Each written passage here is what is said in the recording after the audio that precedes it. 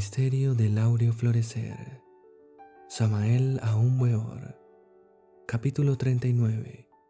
La transmigración de las almas. Teniendo por escenario el anfiteatro cósmico, quiero verter en estas páginas algunos recuerdos. Mucho antes de que surgiera entre el caos, esa cadena lunar, de la cual hablaran tantos insignes escritores teosofistas, existió cierto universo, del cual solo quedan ahora sus huellas entre los registros íntimos de la naturaleza. Fue un mundo de esos donde acaeció lo que a continuación relato, con el evidente propósito de aclarar la doctrina de la transmigración de las almas. De acuerdo con los desideratos cósmicos, en tal planeta evolucionaron e involucionaron 7 razas humanas muy semejantes a las de nuestro mundo. Por la época de su quinta raza raíz, demasiado parecida a la nuestra, existió la abominable civilización del Kali Yuga, o Edad de Hierro, tal como en estos momentos la tenemos nosotros aquí, en el planeta Tierra. Entonces yo, que era solo un pobre animal intelectual condenado a la pena de vivir, había venido de mal en peor, reincorporándome incesantemente en organismos masculinos o femeninos, según el debe y el haber del karma. Confieso sin ambajes que inútilmente trabajaba mi madre naturaleza creándome cuerpos. Yo siempre los destruía con mis vicios y pasiones, cual si fuese una maldición insoportable. Cada una de mis existencias se repetía dentro de la línea espiraloide, en curvas más y más bajas. Obviamente me había precipitado por el camino involutivo, descendente. Me revolcaba como el cerdo en el lodo abyecto de todos los vicios, y ni remotamente me interesaban los temas espirituales.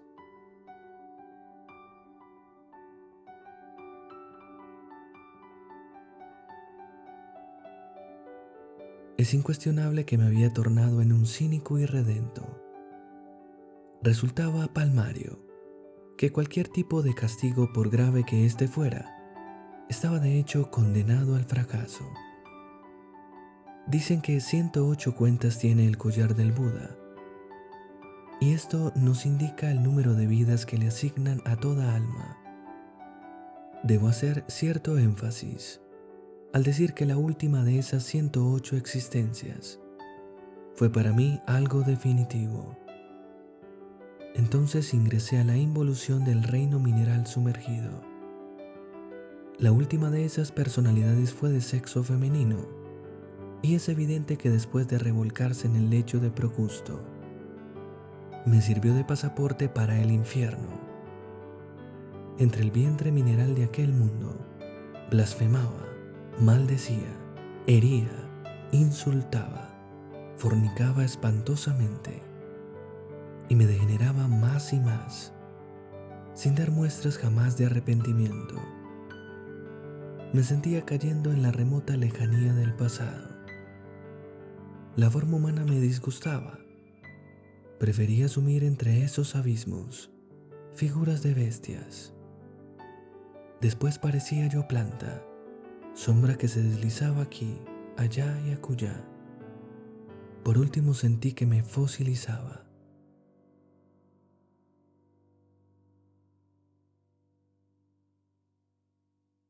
Convertirme en piedra. ¡Qué horror! Empero, como quiera que ya estaba tan degenerado, ni eso me importaba. Ver cual leproso de la ciudad de los muertos vivientes, caer dedos, orejas, nariz, brazos y piernas, ciertamente no es nada agradable. Sin embargo, ni esto me conmovía. Fornicaba incesantemente en el lecho de Procusto, con cuanta larva se acercaba, y sentía que me extinguía como vela, candela o cirio. La vida entre las entrañas minerales de tal planeta obviamente se me hacía demasiado aburridora, y por ello, como queriendo matar el tiempo tan largo y tedioso, me revolcaba como un cerdo entre la inmundicia.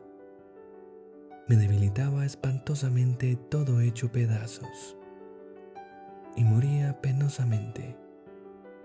Me desintegraba con una lentitud horrenda.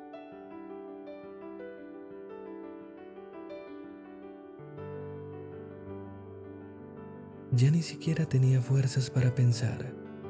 Mejor estuvo así. Por fin llegó la muerte segunda, de la cual habla el Apocalipsis de San Juan. Exhalé el postrer aliento y luego la esencia quedó libre. Me vi convertido en un hermoso niño. Ciertos devas, después de examinarme detenidamente, me permitieron entrar por las atómicas puertas que le conducen a uno de regreso a la superficie planetaria, a la luz del sol. Ostensiblemente había muerto el ego, el mí mismo, el yo.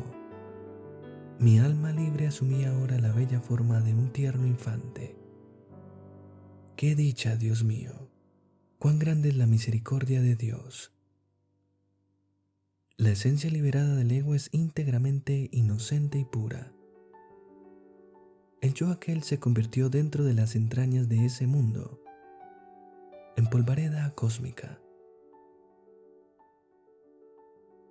¿Cuánto tiempo viví en los mundos infiernos? No lo sé, posiblemente unos 8.000 o 10.000 años. Ahora, desprovisto de ego, retorné a la senda de tipo evolutivo. Ingresé al reino de los gnomos o pigmeos, seres que trabajan con el limo de la tierra, elementales inocentes del mineral. Más tarde ingresé a los paraísos elementales del reino vegetal, reincorporándome constantemente en plantas, árboles y flores. Cuán dichoso me sentía en los templos del Edén, recibiendo enseñanzas a los pies de los devas. La dicha de los paraísos jinas es inconcebible para el humano razonamiento. Cada familia en esos Edenes tiene sus templos y sus instructores. Uno se llena de éxtasis al entrar en el santuario de los naranjales o en la capilla de la familia elemental de la hierbabuena de menta o en la iglesia de los eucaliptos.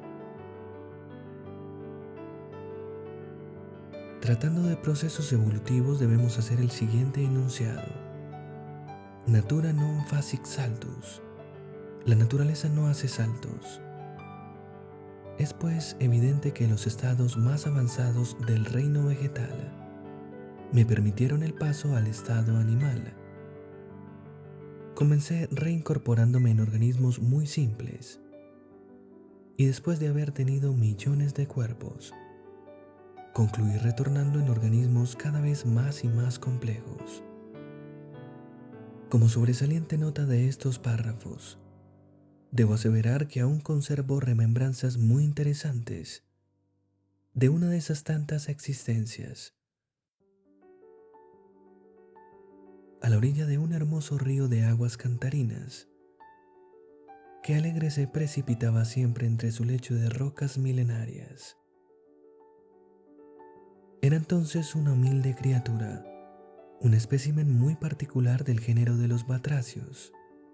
Me movía dando saltitos aquí, allá y acullá, entre el boscaje. Es evidente que tenía plena conciencia de mí mismo. Sabía que otrora había pertenecido al peligroso reino de los animales intelectuales. Mis mejores amigos eran los elementales de esos vegetales, que tenían sus raíces a orillas del río. Con ellos platicaba en el lenguaje universal. Moraba deliciosamente en la umbría, muy lejos de los humanoides racionales.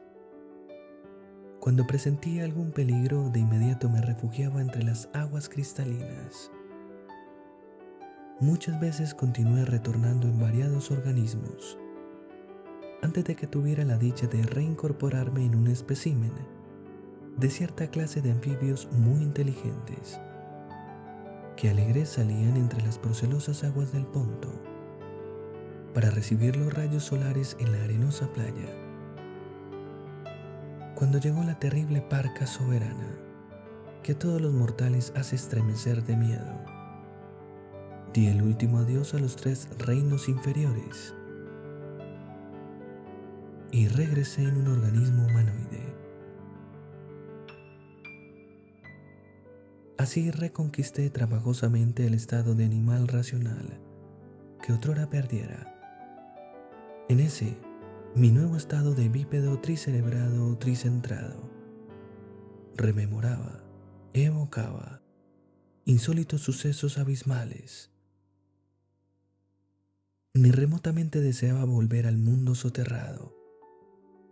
Anhelaba aprovechar sabiamente el nuevo ciclo de 108 vidas que ahora se me asignaban para mi autorrealización íntima. La experiencia pretérita había dejado dolorosas cicatrices en el fondo de mi alma. En modo alguno estaba dispuesto a repetir los procesos involutivos de los mundos infiernos. Bien sabía que la rueda del samsara gira incesantemente en forma evolutiva e involutiva, y que las esencias, después de su paso por el reino animal intelectual, descienden millares de veces al horroroso precipicio para eliminar los elementos subjetivos de las percepciones. Pero de ninguna manera anhelaba yo más sufrimientos abismales, y por ello estaba bien dispuesto a aprovechar mi nuevo ciclo de existencias racionales. Por esa época, la civilización de dicho planeta había llegado a su cúspide. Los habitantes de aquel mundo tenían naves marítimas y aéreas, gigantescas ciudades ultramodernas, poderosas industrias y comercio, universidades de todo tipo, etcétera, etcétera, etcétera. Desafortunadamente no se coordinaba en modo alguno tal orden de cosas con las inquietudes del espíritu. En una cualquiera de esas mis nuevas existencias humanoides, con la conciencia inquieta, como sintiendo un extraño terror, resolví inquirir, indagar, buscar el camino secreto. Dice un proverbio de la sabiduría antigua: cuando el discípulo está preparado, el maestro aparece. El gurú, el guía, apareció para sacarme de las tinieblas a la luz. Él me enseñó los misterios de la vida y de la muerte. Él me indicó la senda del filo de la navaja. Así devino el misterio del áureo florecer. Yo comprendía a fondo mi propia situación. Sabía que tan solo era un pobre homúnculo racional, mas anhelaba convertirme en hombre verdadero. Y es obvio que lo logré en aquel gran día cósmico, en aquel anteayer sideral, muchísimo antes del Mahamantara de Padma o loto de oro. Desgraciadamente, por aquellos tiempos tan remotos, cuando apenas iniciaba mis estudios esotéricos a los pies del maestro, no gozaba de fortuna alguna. Mi familia, habitantes de aquel mundo, vivía en la pobreza. Una hermana que velaba por la casa ganaba míseros centavos en el mercado público, vendiendo frutas y verduras. Yo solía acompañarle. En alguna ocasión me encerraron en horrenda prisión, sin motivo de ninguna especie. Mucho tiempo estuve tras las rejas crueles de aquella cárcel. Empero, y esto es curioso, nadie me acusaba. No existía delito que perseguir. Se me trataba de un caso muy especial, y para colmos, ni siquiera figuraba mi nombre en la lista de presos.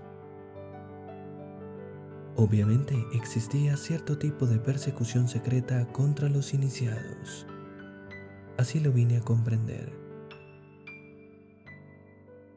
Pacientemente esperaba alguna oportunidad acechaba cualquier instante venturoso, con el propósito de escapar. Varias veces lo intenté en vano, mas al fin, un día de esos tantos, los guardas, sin saber cómo ni por qué, se olvidaron de una puerta, dejándola abierta. Es incuestionable que de ninguna manera estaba dispuesto a perder la tan anhelada oportunidad. En cuestión de segundos, salí de aquella prisión, dando después ciertos rodeos a una plaza de mercado, con el deseo de despistar a algunos policías que me alcanzaron a ver y que me seguían. De todas maneras, triunfé en el intento y me alejé de aquella ciudad para siempre. Concluiré el presente capítulo diciendo que solo trabajando en la fragua encendida de Vulcano, logré entonces convertirme en hombre auténtico,